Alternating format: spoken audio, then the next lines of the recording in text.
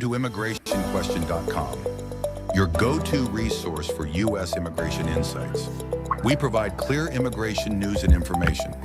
Our platform provides a network of licensed attorneys who can answer your questions and guide you through the process.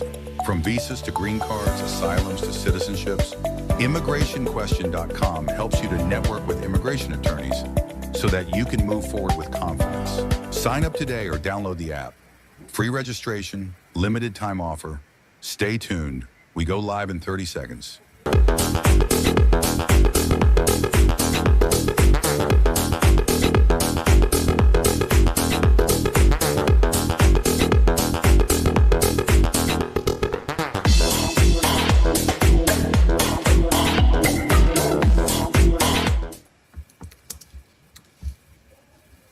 Hello, everyone, and welcome to the special edition webinar hosted by immigrationquestion.com, a networking platform and meeting ground where immigrants, employers, HR professionals, and licensed immigration attorneys come together to understand U.S. immigration policies and procedures better. My name is GB Satusa, and I'll be your host for today's important discussion. Corporate and employment-based immigration, navigating H-1B, L-1, and work visa changes. Now, as companies continue to compete for global talent, employment-based immigration remains an essential pathway for both employers and foreign professionals. However, evolving policies, increased scrutiny, and shifting compliance requirements have made this process more complex than ever. Understanding the differences between visa categories like H-1B and L-1, as well as staying ahead of policy changes, is essential for companies aiming to remain compliant while attracting and retaining skilled workers. To guide us through this important conversation, we are pleased to be joined by Ibrahim Caglar, Esquire, an experienced immigration attorney who advises companies and professionals on employment-based immigration strategies, compliance, and long-term planning. Attorney Caglar, thank you for joining us today. We're thrilled to have you for this important discussion. Thank you for inviting me. Now, before we begin, an important reminder to our audience, immigrationquestion.com is a public educational and networking platform. The information shared today is for general informational purposes only and does not constitute individualized legal advice. If you are joining us on Facebook, YouTube, LinkedIn, or any other platform, welcome. Please subscribe and share this session with anyone who may benefit from this important discussion. Let's get started. Attorney Caglar, can you provide an overview of the most common work visa option used by companies today? Yeah, great place to start. The most commonly used work visa categories for corporate employers today, they are H-1B, L-1, O-1, and TN, and maybe E3 as well. E2, E1s also, but that depends on the countries. And let me give you a short version of each, right? So H-1B is probably the one that you heard the most about. It's for specialty occupations, and meaning the roles that require at least a bachelor's degree in a specific field, like software engineering or data scientists, accountants, architects, so on. L1 is the intercompany transfer visa. It is available only to multinational companies. You have to have a related entity abroad, and it lets you to transfer managers, executives, and employees. And the O1 is for people with extraordinary ability or achievement in their field: arts, science, businesses, education, athletics. And the TN visa is available only to Canadian and Mexican professionals. It covers specific occupations like engineers, accountants, lawyers, scientists. And E2 is exclusively for Australian nationals. It's almost like H-1B, but for Australians. And then there is OPT, optional practical training, which allows international students on F visas to work after graduation. Yeah, just a summary. So each of these has its own eligibility requirements, timelines, and strategic use cases. Yeah. Now, what are the eligibility requirements for the H-1B visa, and how does the annual cap and lottery process, pardon me, affect employers trying to hire foreign talent? Okay. As right now, probably that we are in H-1B registration period, and it is going to, tomorrow is the last day. So let's talk H-1B in detail, because the rules have shifted significantly, and I think it's important for um, people to know exactly what has changed. Yeah. First, eligibility. So to qualify for an H-1B, two things have to be true. The job must be specialty occupation, meaning it normally requires at least a bachelor's degree in a specific specialty field, right? And the employee must actually hold that degree or its equivalent. The employee must also receive at least the prevailing wage for that role in that geographic area as determined by the Department of Labor. That wage is not optional, and it is not formality. It is a requirement. Now the cap. Congress has set an annual limit of 85,000 new H-1B visas per fiscal year, and 65,000 of them go into the regular cap. An additional 20,000 are reserved for workers who hold a U.S. master's degree or higher. Certain employers are exempt from the cap altogether, yet universities or nonprofit research organizations and the government research institutions. But everyone else has to go through the lottery.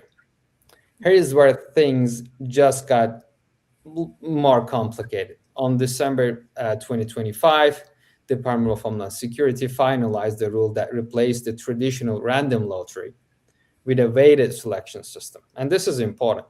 This rule took effect this year.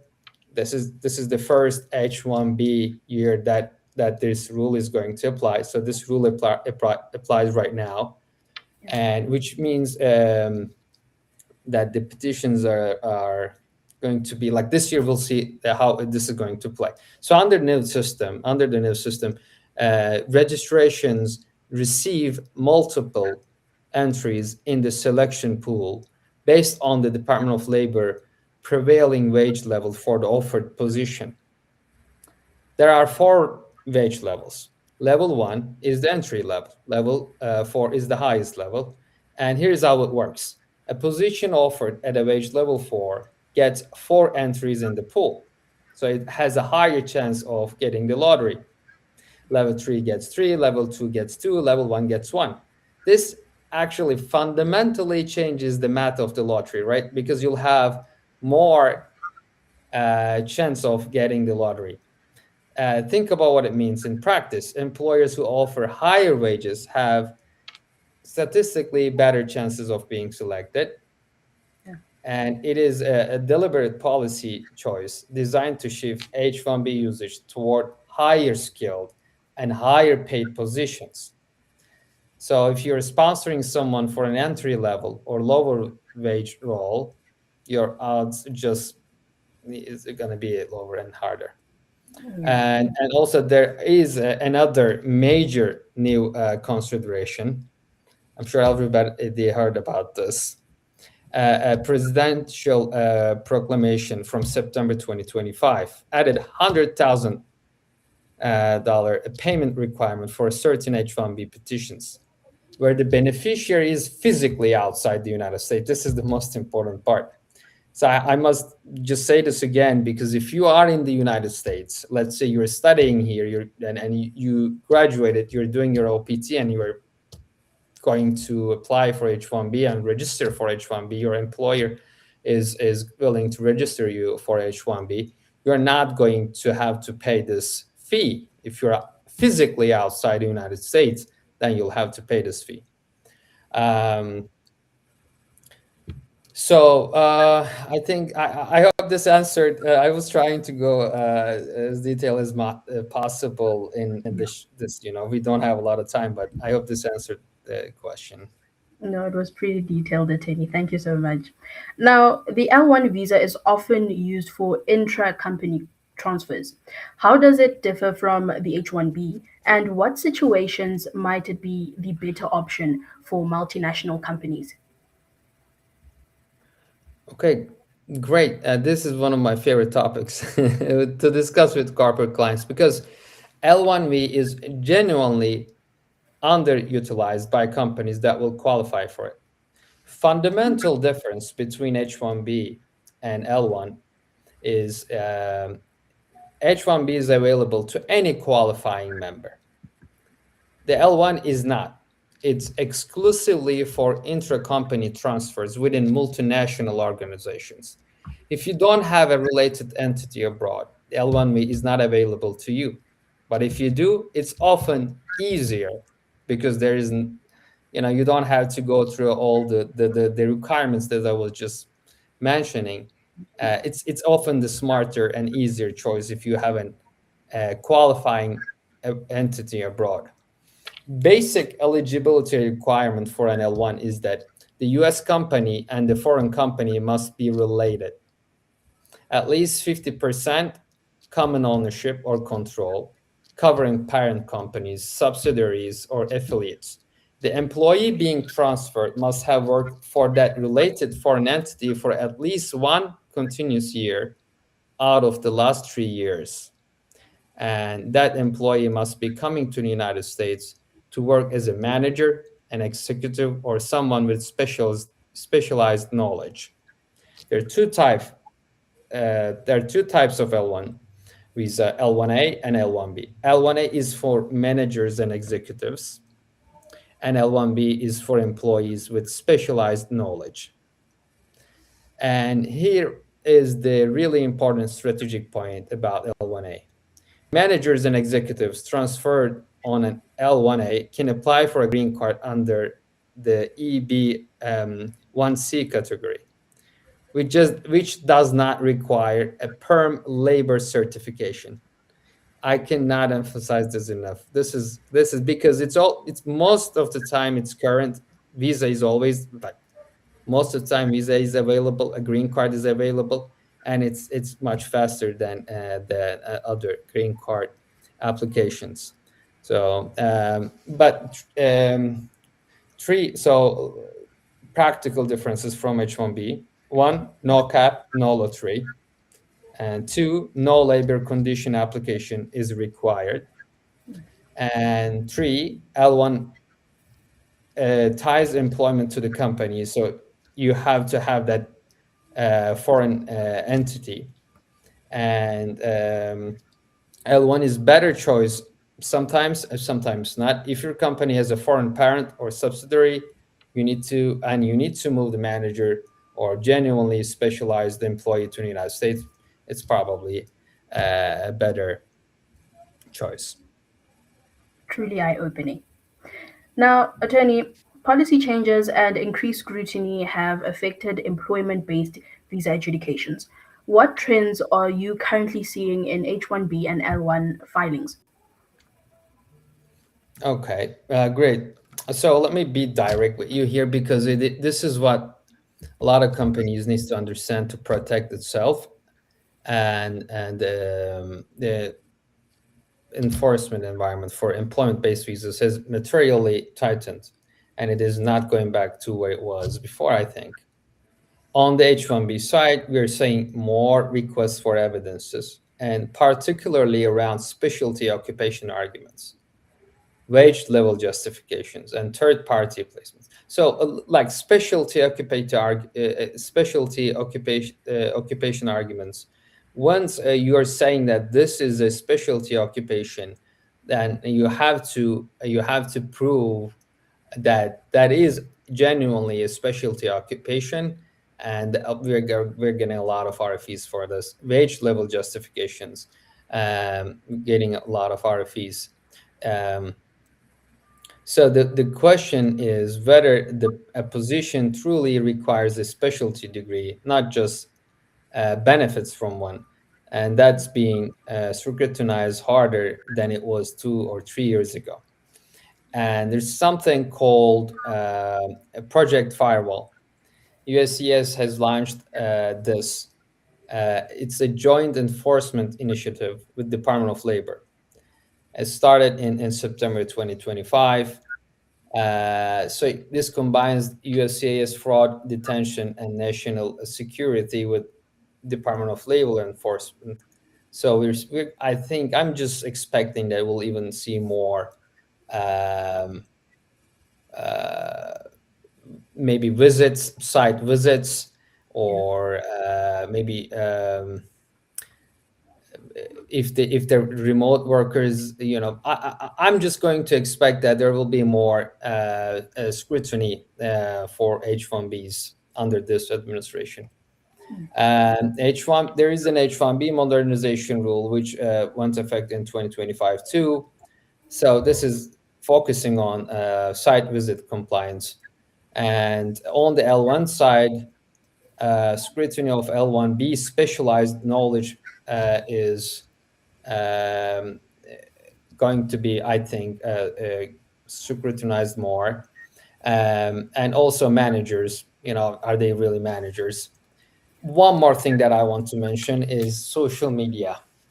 So when you're applying, let's say you're applying to L1 A, and one of the requirements is that you should have at least worked for the company abroad 1 year continuously in the last 3 years.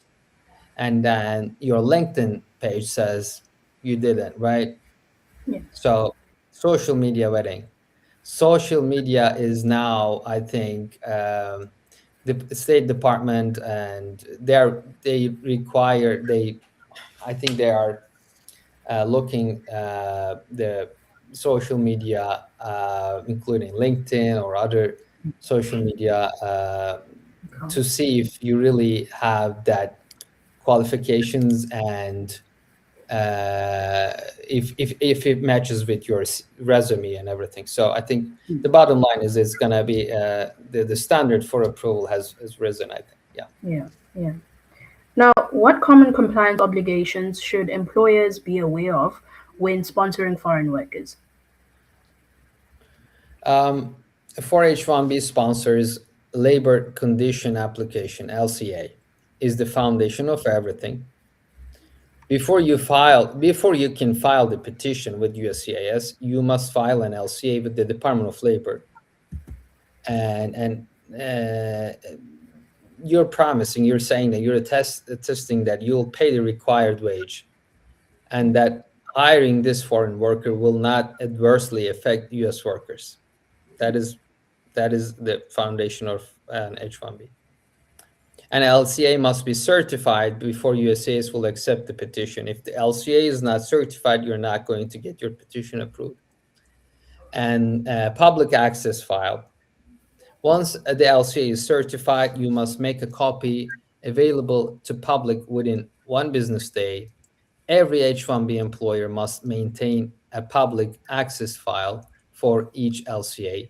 It must be available for inspection by anyone who requests this, and any member of the public, not just government officials.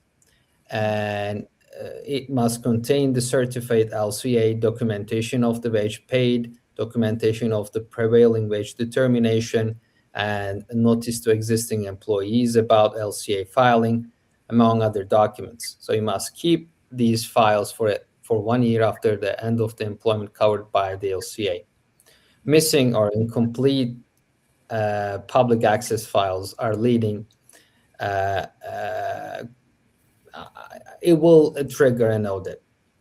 Wage obligations, you must pay the H-1B worker the greater of the actual wage you pay similarly situated employees, or the prevailing wage for the occupation in the geographic area. So this is important. If location changes and amendments, if the employee's work location changes significantly beyond normal commuting distance, of what is listed on the LCA, you might need to file a new LCA and amend the H-1B petition. You should document everything. And for L-1 sponsors, there is no LCA requirement, as I said earlier. But again, documentation is always important. And when an H-1B employee's employment ends, whether by resignation or termination, you must notify USCIS, withdraw the petition, and offer to pay for the worker's return transportation to their home. This is important too. Yeah. All right. Now, for companies facing talent shortages, what alternative visa options might be worth exploring? Um, yeah, so H-1B is a critical tool, I think, but it should never be your only tool because there are a lot of other there are a lot of other options that you should be exploring. So one is O1A. This is a visa for individuals with extraordinary ability in their field. USCIS has 8 criteria, and the applicant needs to meet at least 3 of them. Things like awards, published work, high salary relative to peers, contributions of major significance, leading or critical roles in distinguished organizations. So I think when I talk to employees or employers, they're like most of the time are scared of extraordinary ability. But once we start looking at their resume, and they're like, oh yeah, maybe I'll meet this 3 requirement in like at least 3 of them. Yeah. And it's especially for people who's studying here, who's doing their PhDs here.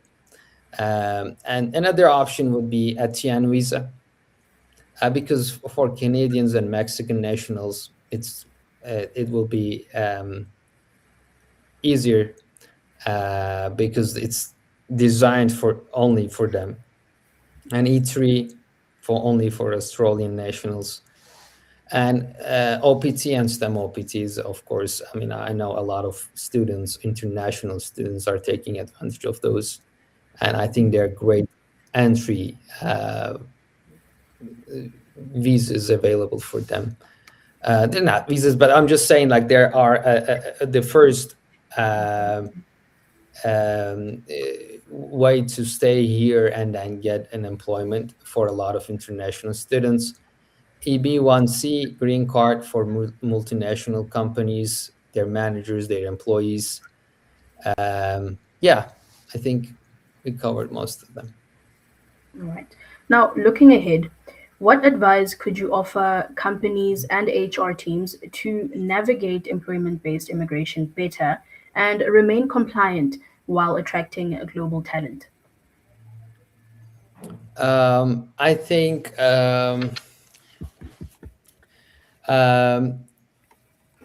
the HR teams, they should start earlier, because I notice the H-1B preparation or like L-1 or EB1C, it takes the preparation takes usually longer than they think. That's my experience. So I think they should, when they're planning to hire someone, they should start earlier. And this means that if you identify a candidate in let's say in the spring or summer, and you should, okay, then we'll just H1, we'll just petition, register them for H1B. No, you might be waiting for almost a year for the next cycle, right? So you should just planning now, if that's an option, but maybe identify other visa sponsorships and try to also see if you can sponsor them with a different visa too, and know your candidate's current status. If they're a student, if they're an international student, or if they're doing their OPT here, how many months, years they can stay here in their OPT, and what is the plan for them. If they're a J1 exchange visitor or L1 holder, you have all different options depending on their current status. And the wage levels, especially for H-1B candidates, the weighted lottery is going to be determining, it's going to change the odds of selection. So if you really want to hire someone, and you want to sponsor them for H-1B, you might maybe want to consider a higher wage level for to give them a higher chance of getting the lottery. Um, yeah, I think but just to summarize this, I think the companies, they should diversify the visa strategy now, because there are a lot of other options available to them, as well as available to candidates.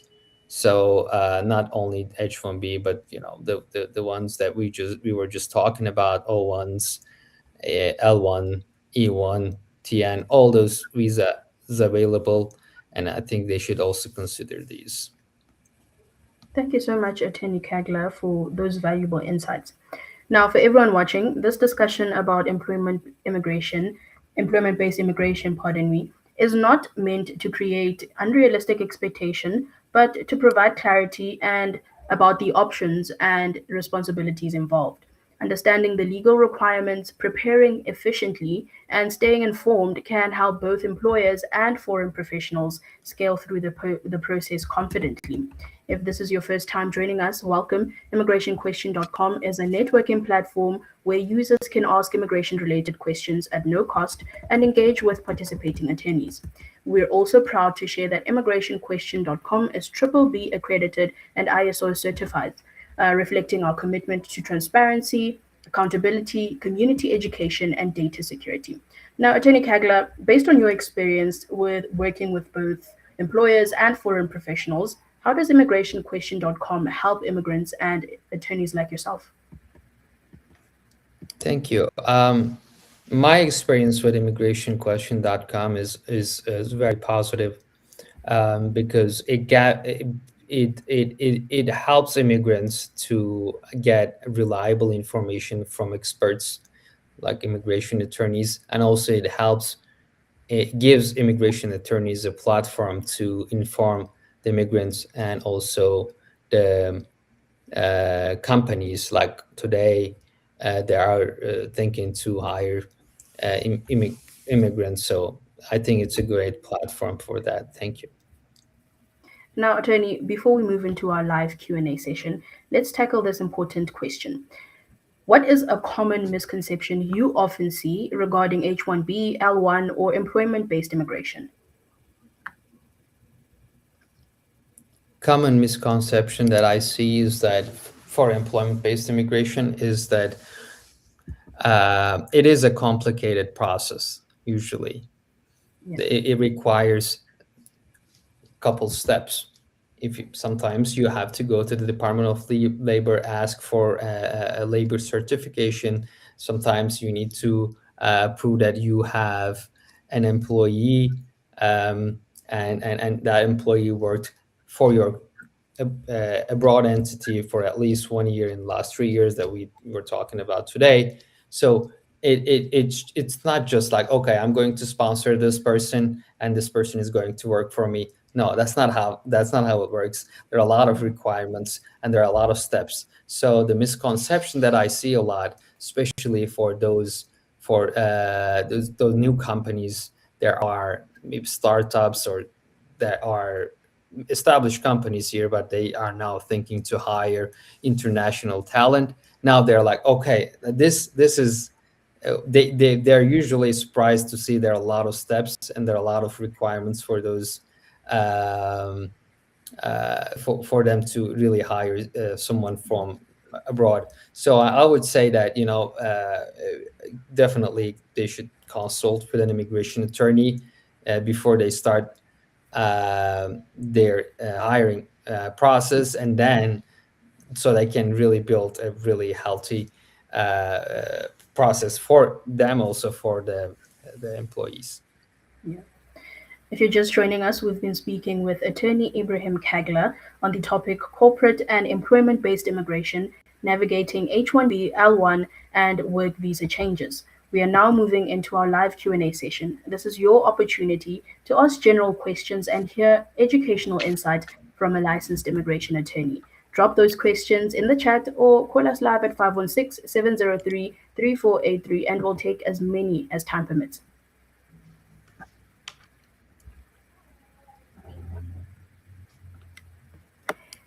Is USCIS increasing checks on H-1B workers and employers?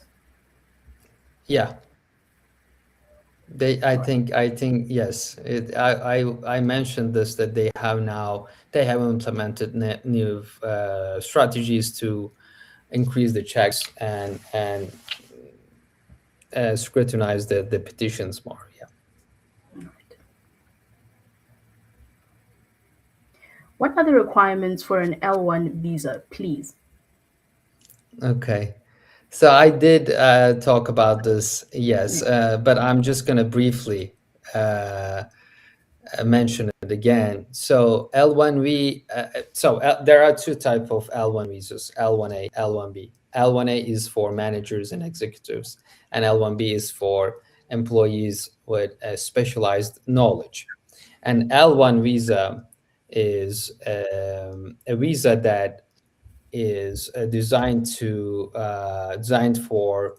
multinational companies, and it's designed for those companies to transfer their employees from one entity, from one branch in abroad to a U.S. entity. And the requirement is that you have to be either a manager or a specialized knowledge employee, and you have to have at least one consecutive year of employment within that company in the last 3 years. Basically, it's very summary, but yeah. I heard there is a new visa integrity fee. Does it apply to H-1B and L-1 visas too? The integrity fee, I'm to be honest with you, I'm not sure what the fee. There's always fees with the visas, by the way. If you're filing it here, yes, it applies. If you're filing it from abroad, yes, it does. But if you're referring to 100K fee, it only applies to people who are physically not in the United States. But if you're physically in the United States, it doesn't apply to you. But filing fees, it doesn't matter where you are, you'll have to pay the filing fees. Now, USCIS recently raised premium processing fees effective March 1st, 2026, impacting key employment-based categories, including H-1B, L-1, and other work visas. These changes may affect how quickly employers and applicants can receive case decisions and plan their immigration timelines. Attorney Caglar, with these increased premium processing fees, how should employers and foreign professionals evaluate whether expedited processing is still worth pursuing, and what strategies would you recommend to stay informed and proactive throughout the immigration process? Okay, yes, this is very recent, 2-3 weeks ago. USCIS increased the premium processing fees across the board, and this is an inflation-based adjustment authorized by the statute. And USCIS does this every 2 years on average, based on the consumer price index. So it was, I believe it was 2,800. Now it's 2,900, 2,800. I think it was $2,805 for a lot of petitions, like petition form I-129. This is a petition that's a form that you can use for H-1B, L-1, O-1. We use the same forms, and then the premium processing fees is actually based on the forms that you use. So that is increased to $2,965, if I remember correctly. And I say that for employers, update your immigration budget now if you haven't already, because now if you want to request premium processing for this year, you must include this new fee. Otherwise, USCIS will not do the premium processing for you, and they reject the with the incorrect fee amount. For employees navigating their own immigration journey, my advice it would be, don't wait for your employer to tell you what's happening. Know your own timeline. Know how much your petition will cost, and also strategize before you apply if you need a premium processing or if you don't need premium processing. In some cases, uh, using the premium processing is really important, because if you like, depending on your current status, sometimes you need to have that premium processing to plan for your future here, and you don't want to risk your status here. So sometimes it's really important, and now you should know that the fees has changed.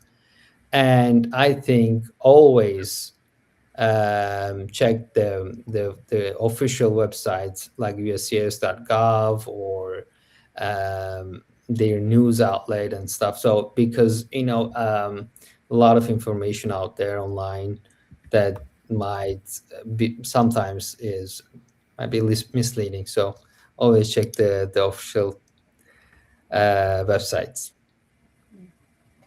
Thank you to everyone who joined us today, and thank you, Attorney Caglar, for sharing your knowledge and practical guidance with us today. You can always visit immigrationquestion.com to ask immigration related questions, stay informed on policy updates, and register for upcoming live sessions. If you missed any part of today's important discussion, the replay will be available on Spotify soon. Just click Borderless Talk by immigrationquestion.com. We look forward to seeing you on Friday for our next session. Until then, stay informed, stay prepared, and stay connected. Bye bye. Thank you.